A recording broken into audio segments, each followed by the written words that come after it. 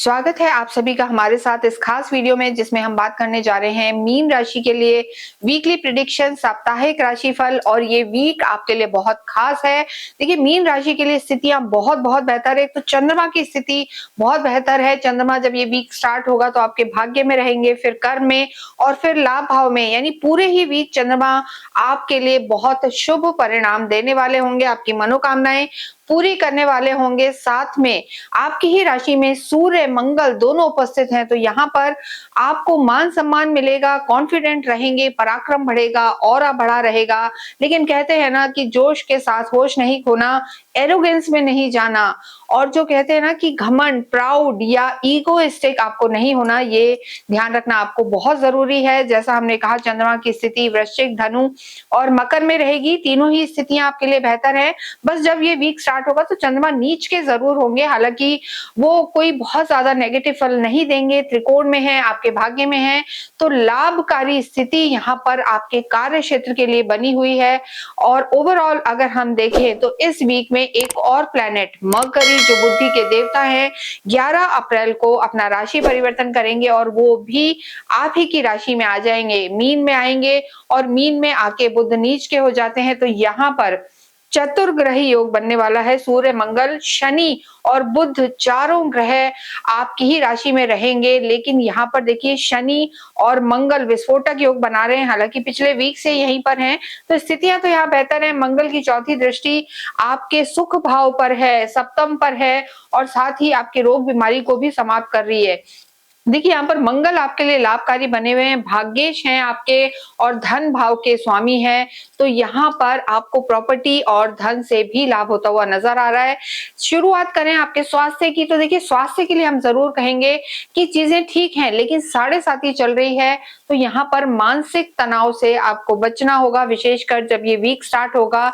6 और 7 तारीख को ओवर थिंकिंग को आपको कंट्रोल करना है, और लोअर बॉडी पार्ट में थोड़ा सा दर्द रह सकते हैं, बैक में थोड़ा सा दर्द रह सकते हैं, यानी बॉडी पेन्स आपको रह सकते हैं।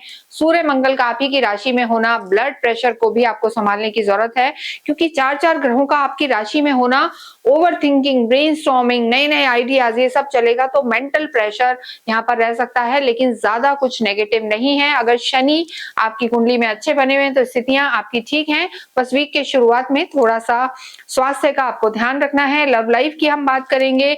लव लाइफ के लॉर्ड आपके चंद्रमा है, और ये शुरू में आपके नवम भाव भाग्य में है, नीच के जरूर हैं, लेकिन देखिए यहाँ पर लव लाइफ भी बेहतर नजर आ रही है। लेकिन देखिए, सूर्य मंगल का आपकी राशि में होना, थोड़ा सा ईगो को कंट्रोल करना है, डोमिनेटिंग नेचर आपको नहीं रखना है, कि आपको लगे सब कुछ जो आप कह रहे हैं और कर रहे हैं वही सही। अगर ये एटीट्यूड रखेंगे तो आपकी लव लाइफ में दिक्कत आ सकती है, अन्यथा यहाँ पर लव लाइफ भी ठीक है। विशेषकर हम कहेंगे कि 6 और 7 अप्रैल जो है, यहाँ पर ओवर इमोशनल, ओवर एक्सपेक्टेशंस रखने वाले ना रहें, तो चीजें आपकी बैलेंस रहेंगी। वैवाहिक जीवन की बात करेंगे। बुध आपके लॉर्ड हैं, बुध की स्थिति देखिए 12वें घर में है, कम्युनिकेशन पे ध्यान देना है, तालमेल बैठा के रखना है। लेकिन मीन राशि के लिए हम कहेंगे कि वैवाहिक जीवन को संभालने की जरूरत है, क्योंकि सूर्य मंगल दोनों की दृष्टि है, यानी यहाँ पर मांगलिक दोष, मंगल दोष बना हुआ है। और आप समझते हैं कि सूर्य मंगल शनि राहु केतु या तो सप्तम में हो या सप्तम को देखें, तो कहीं ना कहीं थोड़ा सा ईगो आ जाता है, ईगो क्लैशेस रहते हैं, डिफरेंस ऑफ ओपिनियन रहते हैं, एक ना एक कोई व्यक्ति डोमिनेटिंग हो जाता है। तो स्पाउस दोनों की मैं बात कर रही हूँ, कोई भी हो सकता है, हस्बैंड या वाइफ, तो थोड़ा सा तालमेल बिठा के चले, मृदुभाषी रहे और अंडरस्टैंडिंग बिठा के चले, और ईगो मैं ही सही, मैं ही सही, इस बात को ना रखें, तो यहाँ पर आपकी चीजें बेहतर रहेंगी। क्योंकि जो गुरु है वो आपके सुख भाव में है, और गुरु यहाँ पर बहुत हद तक आपकी चीजों को भी संभाल रहे हैं, लाभ भाव पर भी दृष्टि दे रहे हैं, तो यहाँ पर आपकी चीजों में तालमेल बैठेगा। लेकिन जिनका विवाह नहीं हुआ है उनके लिए हम कहेंगे कुछ समय आपको और इंतजार करने की जरूरत है, जल्दबाजी में ना जाएं। कार्य क्षेत्र की स्थिति बहुत अच्छी है। सूर्य मंगल का आपकी राशि में होना, धन भाव के स्वामी भाग्येश मंगल का केंद्र में होना, आपकी ही राशि में होना, आपके ऑरा मान सम्मान को बढ़ाने वाला होगा। एलीट क्लास, हाई लेवल के लोगों से मिलना जुलना, मीटिंग्स, या विदेशों से फायदा और सरकारी क्षेत्रों से भी फायदा होता हुआ नजर आ रहा है यहाँ पर। लेकिन 6 और 7 तारीख को हम कहेंगे कि कोई बड़ी डील में ना जाएं या इन्वेस्टमेंट को लेकर 6 और 7 तारीख को बड़ा डिसीजन ना लें। लेकिन देखिए यहाँ पर आपको किसी भी रूप में, अगर आप आर्मी पुलिस में हैं या फिर स्पोर्ट्स में हैं या मेटल का कार्य करते हैं या प्रॉपर्टी से रिलेटेड कोई कार्य है, तो आपको सफलता दे सकता है। तो कार्य की दृष्टि से स्थितियां बेहतर हैं, बशर्ते कि शनि आपकी कुंडली में एक मजबूत स्थिति में हो, क्योंकि साढ़े साथी का दूसरा दौर, जिसे सबसे सेंसिटिव कहा जाता है, चल रहा है। तो अपने डिसीजन पर सबसे ज्यादा यहाँ पर मीन राशि को ध्यान देना है और जल्दबाजी बिल्कुल भी नहीं करनी है। इसके साथ विद्यार्थियों की स्थिति देखें तो शुरू में थोड़ा सा डिस्ट्रैक्शन रह सकता है, चंद्रमा नीच के हैं तो थोड़ा सा मन भटक सकता है। और देखिए राहु भी आपके 12वें घर में है और बाद में यानी शुरू में और एंड में यानी 11-12 तारीख को और 6 तारीख को आपको विशेषकर थोड़ा सा पढ़ाई में ज्यादा ध्यान देने की जरूरत है। सीनियर्स आपको अगर हेल्प करेंगे तो आप सही डायरेक्शन में रहेंगे। तो बड़े लोगों को, स्टूडेंट्स का ज्यादा ध्यान रखना है, हम यही कहेंगे। बाकी आध्यात्मिक आप होते हैं, आध्यात्मिक हैं और ये राशि तो अंतिम राशि है, मोक्ष की राशि है।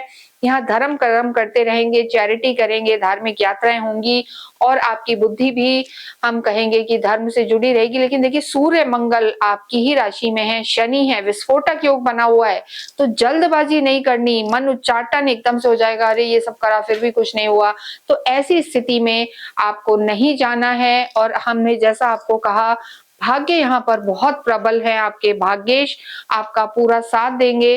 और हो सकता है इसी स्थिति के कारण थोड़ा सा ईगो आपको हो सकता है, सेल्फ एस्टीम रखनी है लेकिन ईगो नहीं रखना है। तो मीन राशि के लिए ये वीक बहुत बहुत अच्छा रहने वाला है।